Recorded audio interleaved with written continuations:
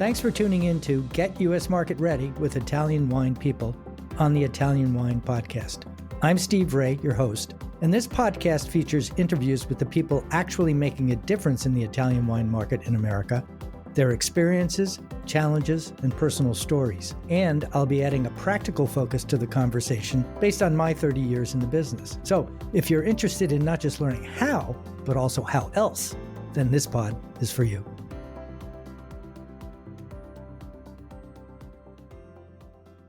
Hello, and welcome to this week's edition of Get U.S. Market Ready with Italian Wine People. I'm your host, Steve Raye, and this week we have as a guest Stacy Slinkard. I could start off by saying, and will start off by saying that Stacy's a wine writer, and I've known her for years, not real well, but this has turned out to be a great opportunity to get to know us. So Stacy, tell us a little bit about yourself from a bio point of view, but also how you got into the whole journalism thing and kind of where you are today. Sure. Thanks for having me on. I'm excited to be here. Basically, I did an undergrad degree in biology and environmental health at Colorado State, and then thought I'd go to vet school and realized that was going to be a lot more money and time, and kind of swerved and did my master's in public health at the University of Northern Colorado.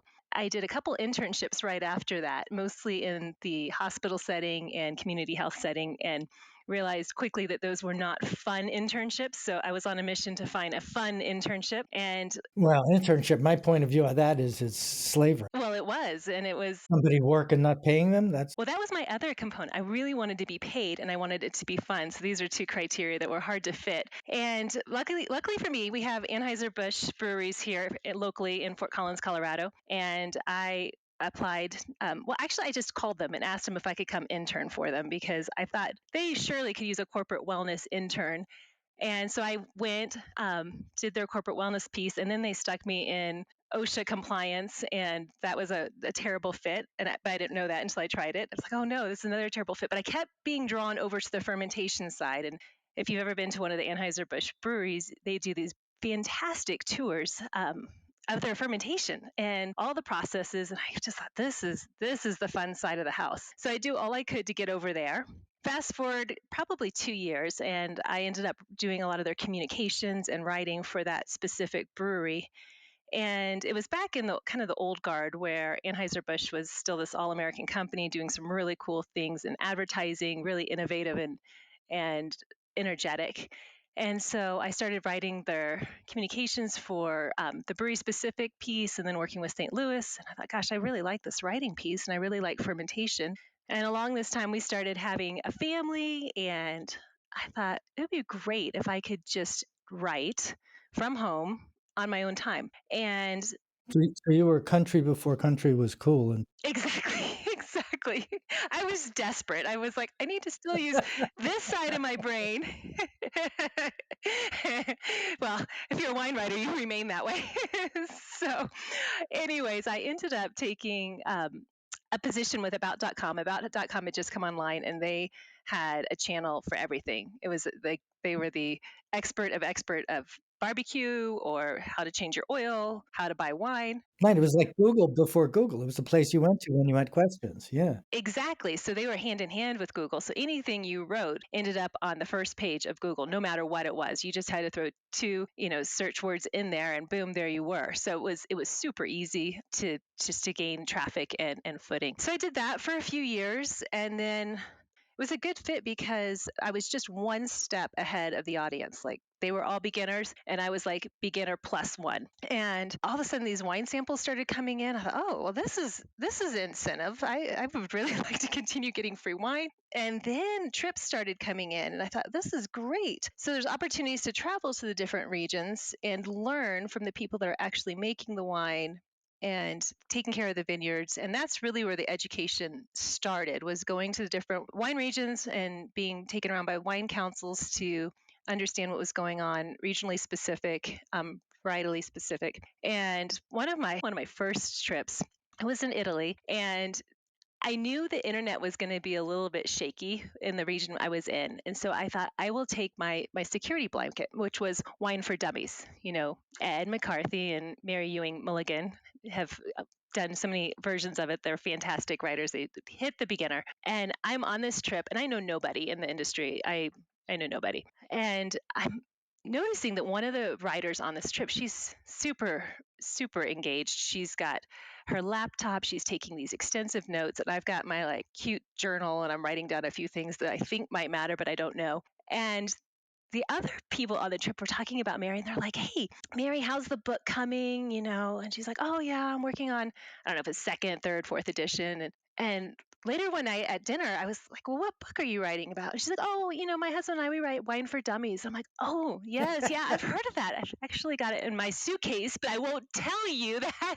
And so I thought, "Oh my gosh, I am so out of my league. What am I doing here? I don't even know what these grapes are that they're saying." And so it became quickly apparent that I needed to fill in some significant gaps. At that point, I did some courses down in Denver with the International Wine Guild and pursued my WSET and Society of Wine Educators and started filling in just knowledge gaps and understanding, and those courses actually became springboards for articles.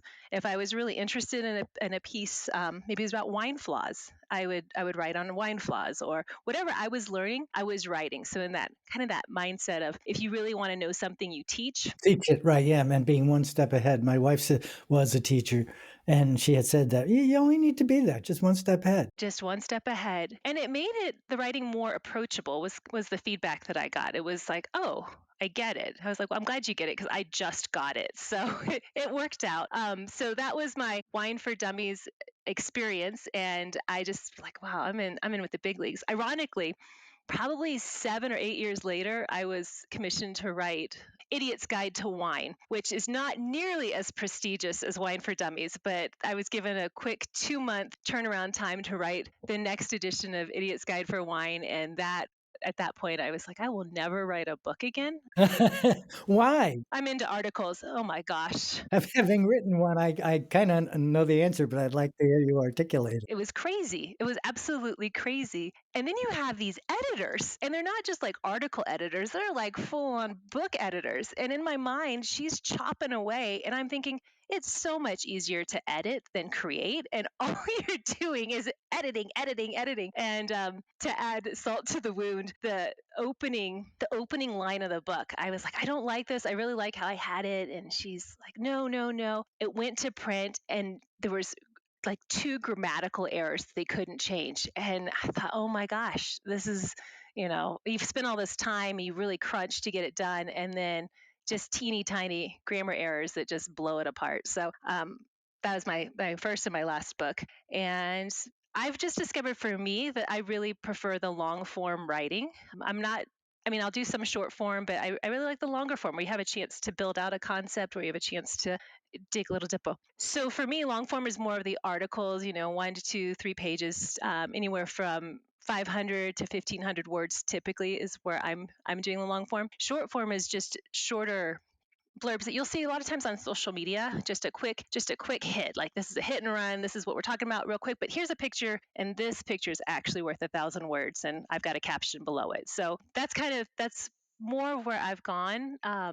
So after about.com, they kind of splintered into several different towers, and alongside that writing, I started to look at other places and pitching stories and learning how to pitch a story, because I hadn't had to. With About, it kind of turned into a little bit more of a content mill, where you're just writing, writing, writing, and you just have so many articles that you have to write per month. I don't remember what that was. It changed over the time I was there, to the point where I was like, I'm just writing so many things that I don't feel like the quality is here. I'm just having to do quantity, and it was still trying to play to the Google algorithms, which had just changed dramatically.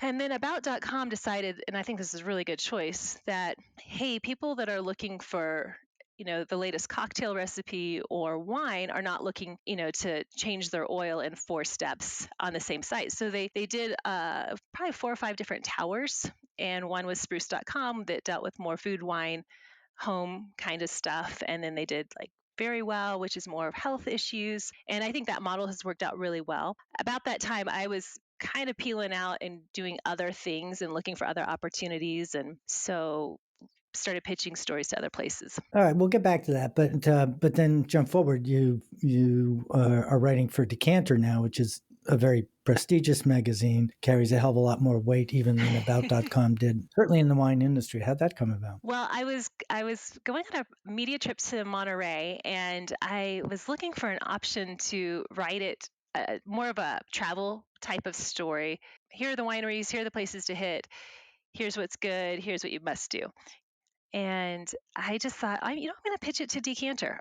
Why not? I've been pitching to kind of, I don't know, like second tier outlets that have been really fun. But what if Decanter took it? Reach a little higher. Yeah, no, I get it. I got a couple editors' names. I saw the one that was the editor over the Americas, and I sent her kind of my idea for the story and what we could do. And of course said, I'll do all of this and or anything else that you think might be a good fit. So here's my idea, but I'm totally flexible if you'll take the writing.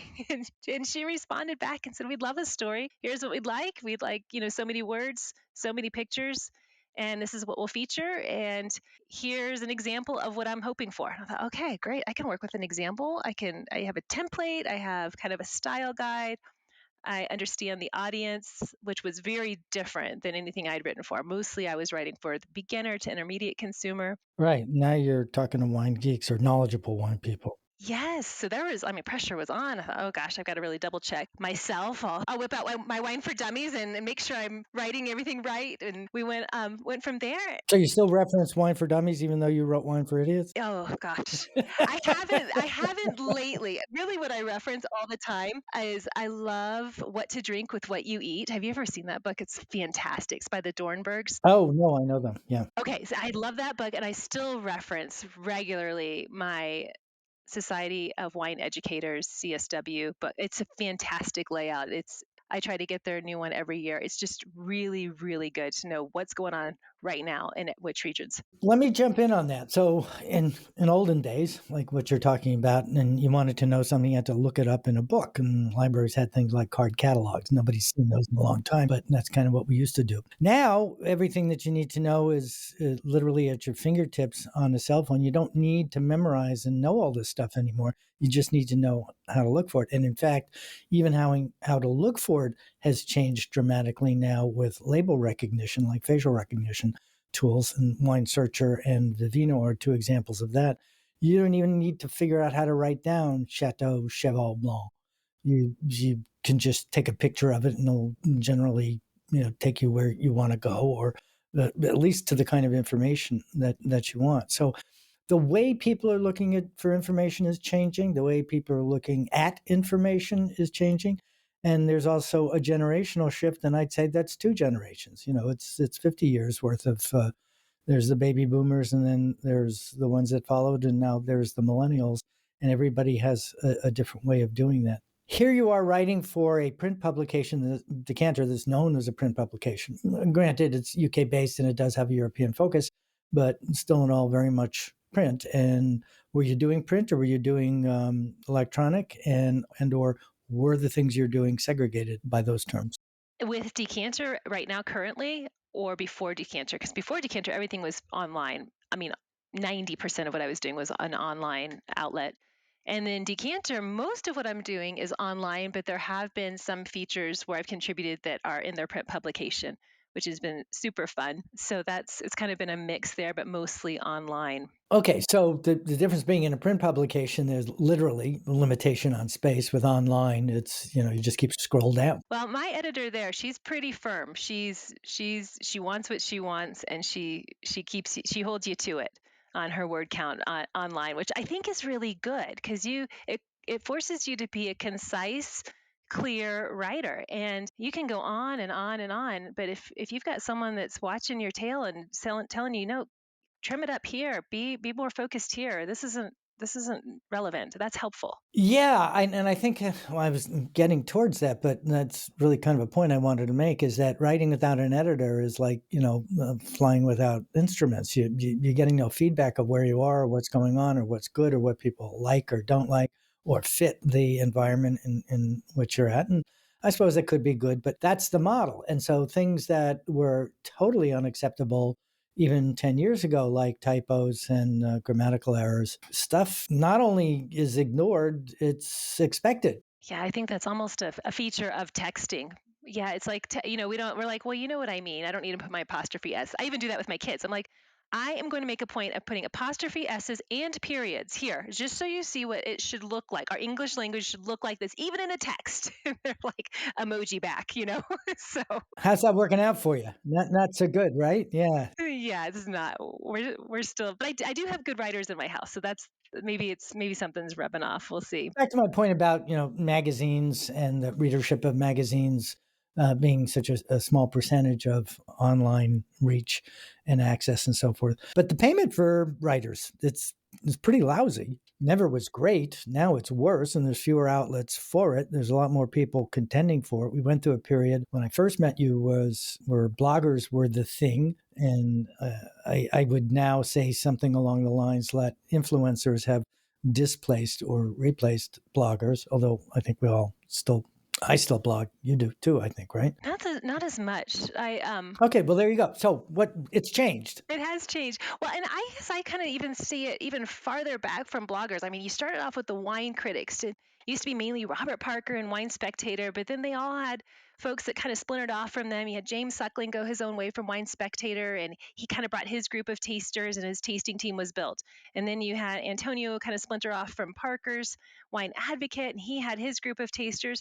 And then you ended up getting people that were just running through thousands of wines a year, and they're writing and scoring wines, but their actual editing and education in terms of the writing about the wines became less and less. So, and some of these old school publications are even charging producers to use their publication ratings as an added income stream. They're holding these events that they're requiring their producers to come and pay to be part of their events, and then they've got huge advertising, which has always been that.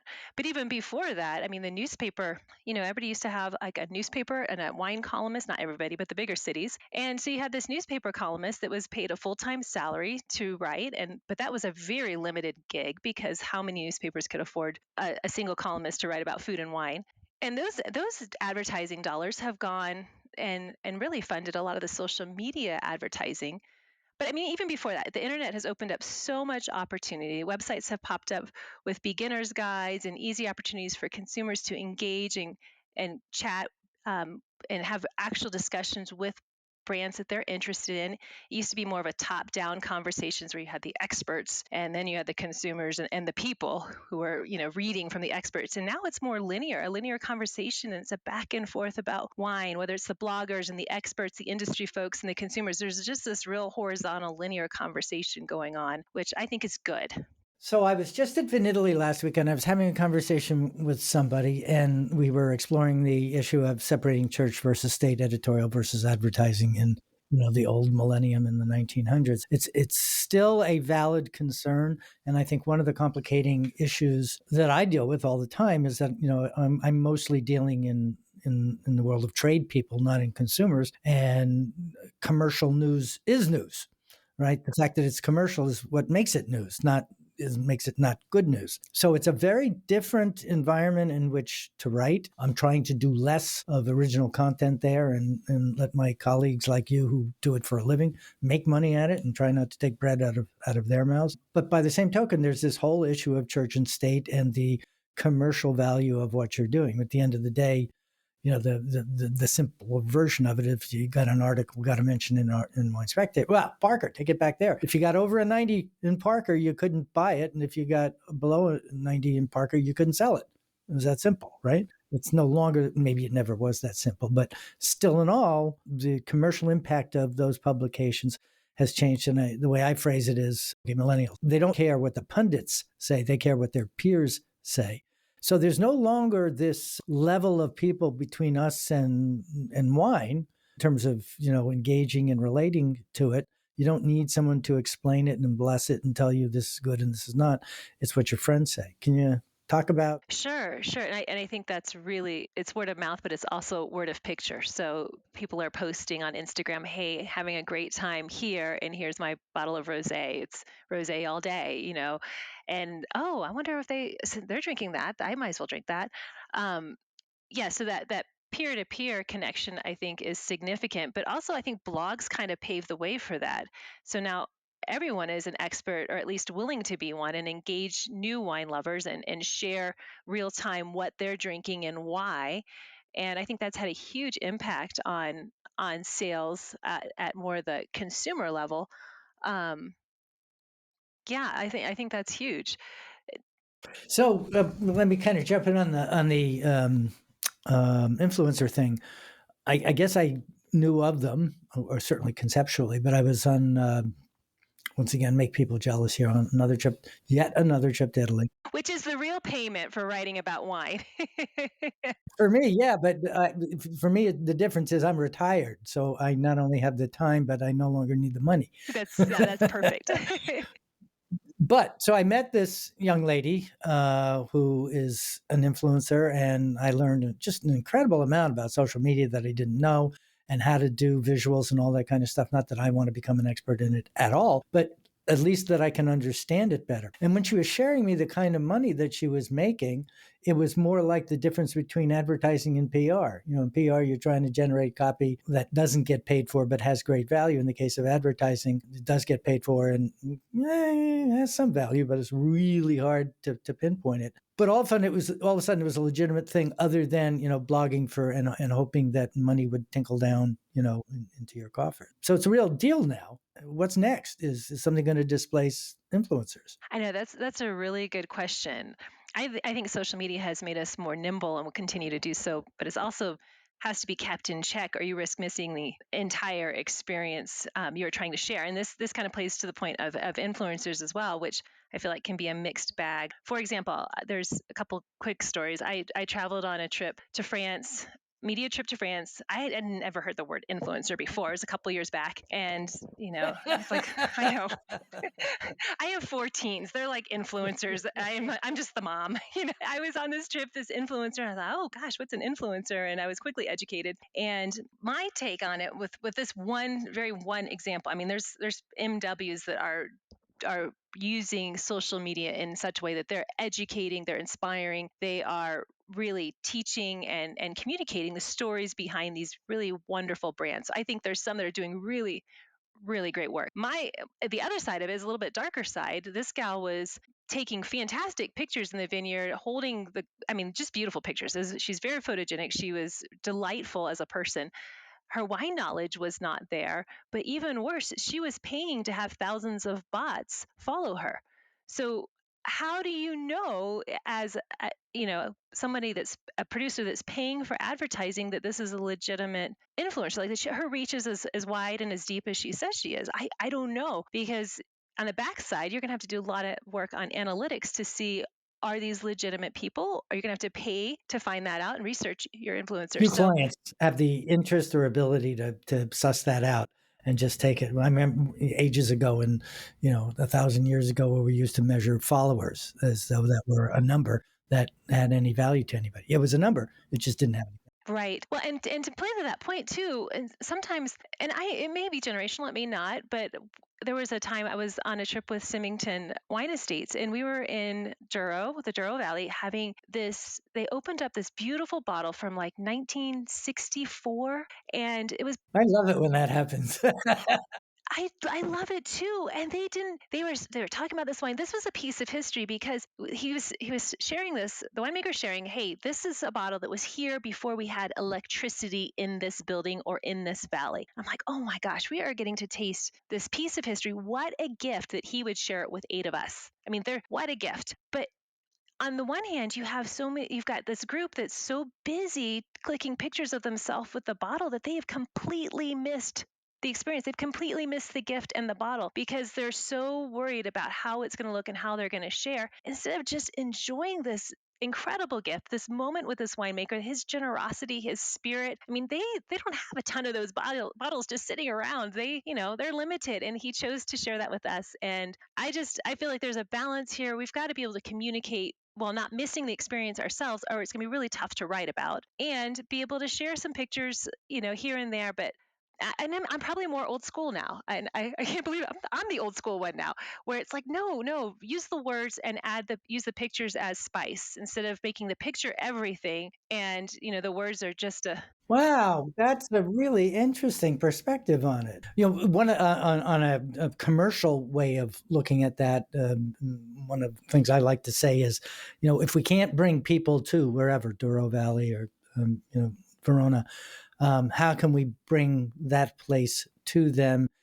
And the internet gives us all the tools to do that, but I think the ability to tell stories, that storytelling through that medium, is still a critical and professional thing. And when you do it well, you can make it resonate. And if it resonates, they'll talk to each other about it. And very simply, what we're trying to do is to get people to tell your story through, in their words, to other people. exactly, exactly. And pictures are a shortcut to that, but I think the words really fill in the blank and fill in the experience. So it's more of a holistic communication. Speaking of which, we talked about a number of examples, and you had a couple you thought might be right, and one of them was Terlato and old wines and black glass. Can you tell me that story? Oh, yes, yes. It's Cantina Terlano in Alto Adige. And on one of the trips, they had this great glass of wine that they poured for all of us, but they had the wines poured before we came in.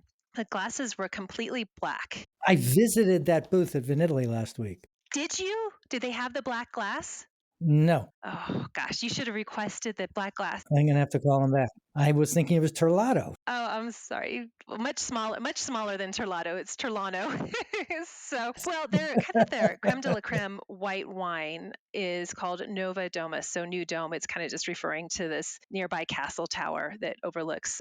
I think it was one of the vineyards where they source the grapes from for this particular cuvee. It's a beautiful blend of Pinot Bianco, Chardonnay, Sauvignon Blanc. It's super full bodied, mineral driven.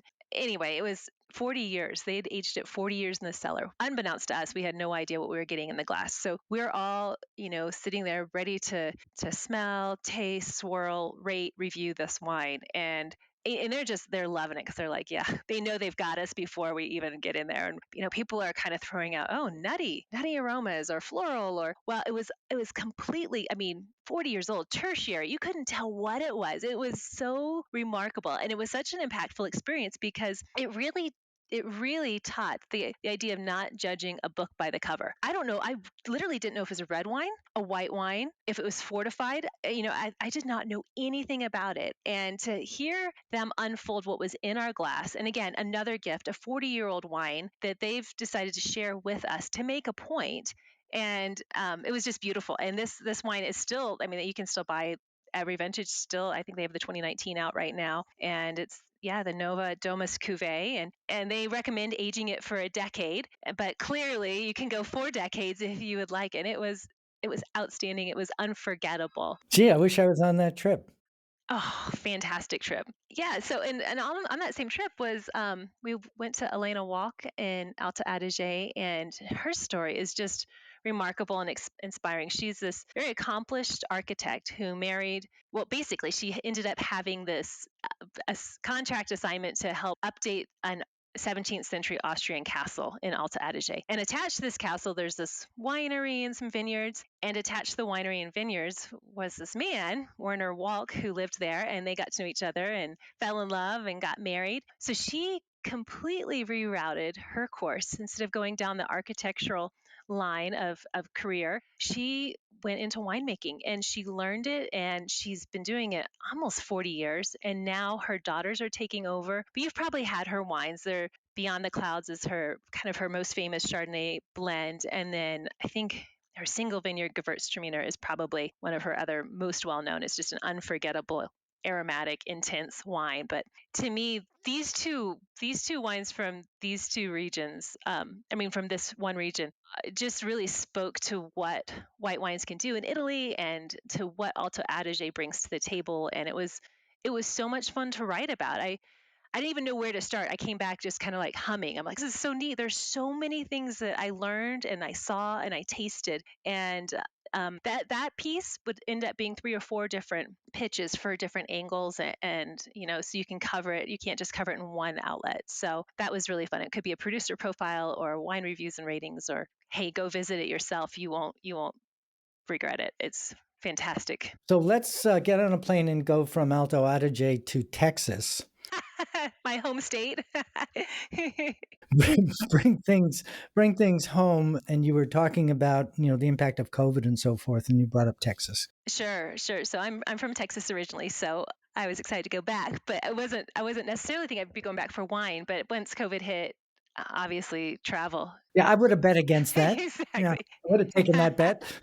Well, as you know, everything shut down. We were all grounded for 2 years, and my editor at Decanter is like, "So what's around you?" I'm like, "Well, I live in Colorado. I'm from Texas. I've got a pitch from Idaho wines." She's like, "Let's do Idaho." I'm like, "Oh, okay. Well, let's do Idaho." So I started getting wines in to rate and review for Idaho and write a story, and that was fun and educational and unexpected. And then I moved to the Colorado Western Slope and covered my home state and found so much variety that it was great. A lot of really fantastic white wines coming out of the higher elevations in Colorado. And then went to Texas and did hill country tours. Actually, I went twice. I was there for a media trip, and then I went back a few weeks later on a personal trip. Hit a couple more wineries that I wanted to see when I was there, and just saw the breadth and depth of what they're doing. And I will say Tempranillo was probably their standout grape for me, and I really enjoyed just seeing that Texas hospitality. It's remarkable, and they've taken it and turned it up a notch with their wine scene, and it's fantastic. So Awesome. All right.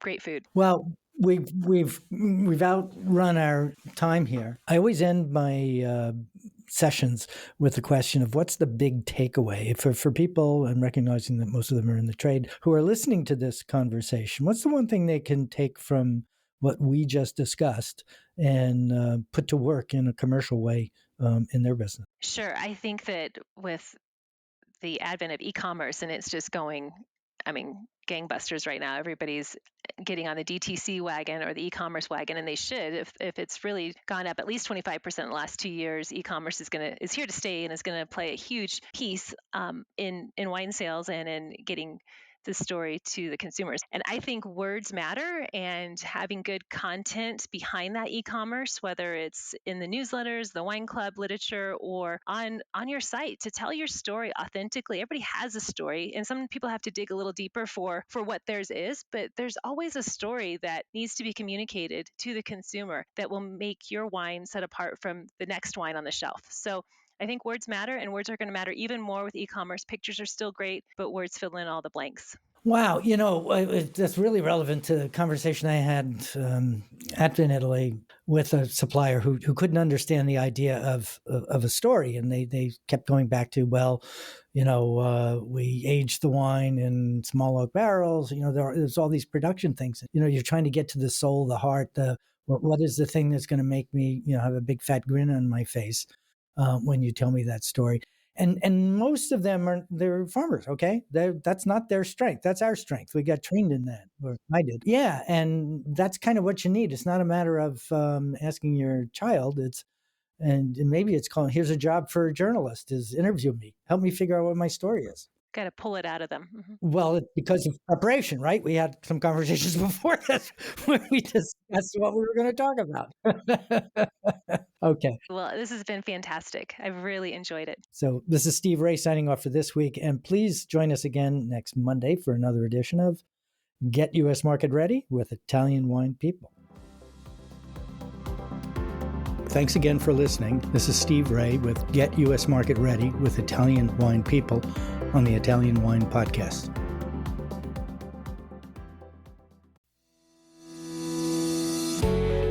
Hi guys, I'm Joy Livingston and I am the producer of the Italian Wine Podcast. Thank you for listening. We are the only wine podcast that has been doing a daily show since the pandemic began. This is a labor of love and we are committed to bringing you free content every day. Of course, this takes time and effort, not to mention the cost of equipment, production, and editing. We would be grateful for your donations, suggestions, requests, and ideas. For more information on how to get in touch, go to ItalianWinePodcast.com.